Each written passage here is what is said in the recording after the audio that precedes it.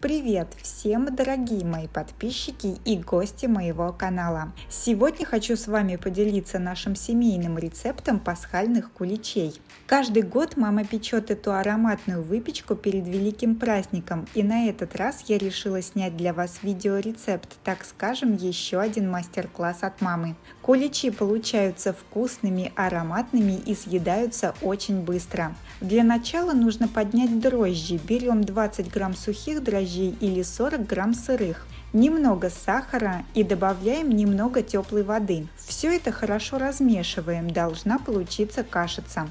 Количество воды зависит от того, какие дрожжи вы берете, сухие или сырые, поэтому ориентируйтесь по консистенции. Оставляем дрожжи подниматься в теплом месте. Теперь приготовим опару. Для этого в большую кастрюлю наливаем 1,5 стакана теплого молока, выкладываем дрожжи и все хорошо перемешиваем. Мы взяли кастрюлю объемом 5 литров. Высыпаем полкилограмма муки и все хорошо перемешиваем.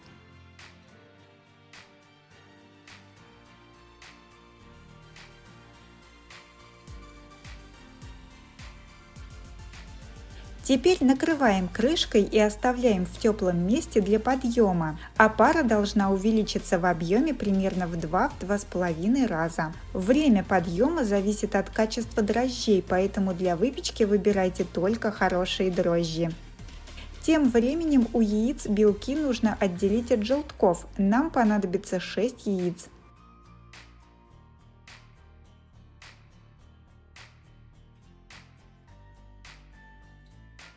Желтки перетираем с сахаром до бела. Сахара нужно 400 грамм. Куличи получаются по сладости, как неприторный пирог. Если вы любите несладкие куличи, то кладите меньше сахара.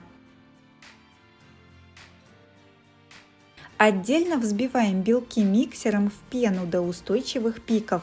Знаю, что у многих не получается взбивать белки до такого состояния, поэтому делюсь с вами своими хитростями.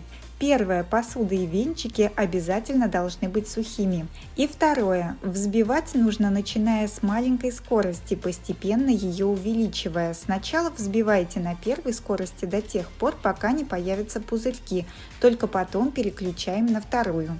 Время взбивания зависит от мощности миксера, у меня на это ушло примерно 5–6 минут. Смотрите, при переворачивании чаши белки не стекают по стенкам. Тем временем опара поднялась, посмотрите, она увеличилась в объеме даже в 3 раза. Теперь добавляем 150 грамм растопленного сливочного масла, 50 грамм растительного масла, щепотку соли, столовую ложку ванильного сахара, перетертые с сахаром желтки, сок 1 лимона,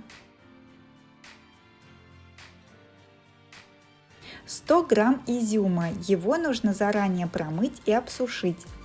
Теперь все это хорошо перемешиваем. На камеру мы забыли добавить пару капель цитрусового ароматизатора. Если у вас его нет, можно добавить, например, цедру лимона или апельсина. Кроме изюма в куличи можно добавлять цукаты. Рецепт ароматных цукатов из апельсиновых и лимонных корочек есть у меня на канале. Ссылочку оставлю в описании.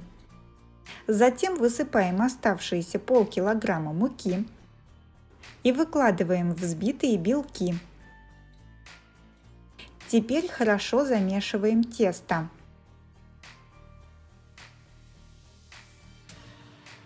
Консистенция сильно зависит от размера яиц. Мы добавили еще примерно 100 грамм муки.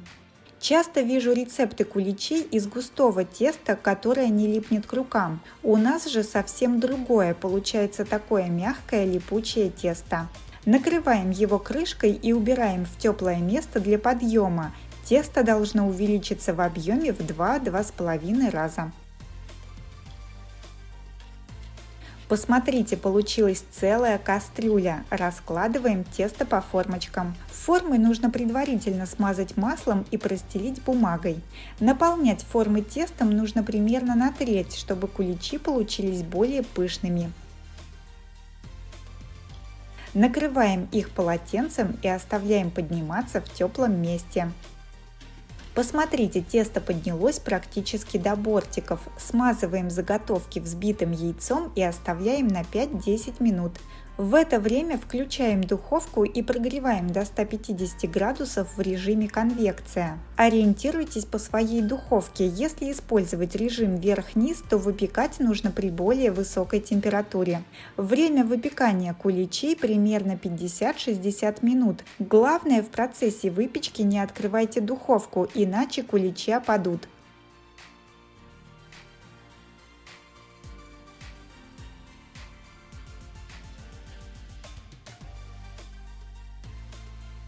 Готовность можно проверить деревянной шпажкой.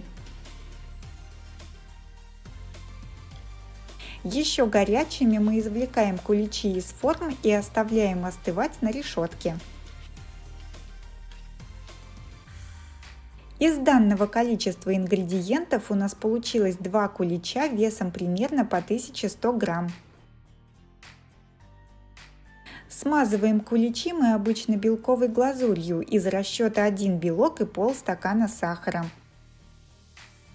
Взбиваем белок с сахаром в пышную белую массу. Лучше всего брать сахарную пудру, чтобы не оставалось крупинок сахара.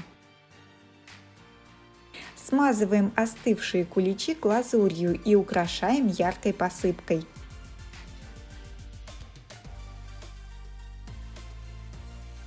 Мы не дождались, когда куличи полностью остынут, и разрезали один из них еще теплым. Могу сказать, что в формы можно было бы положить тесто чуть поменьше, и получился бы еще один маленький куличик. Тогда куличи получились бы еще более пышными. Мы же положили тесто побольше, чем на треть формы.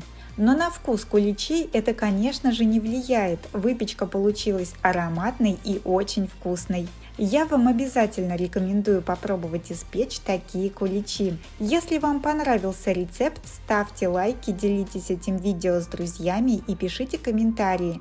Также не забывайте подписываться на мой канал. Здесь вы найдете много простых и вкусных рецептов. Приятного аппетита!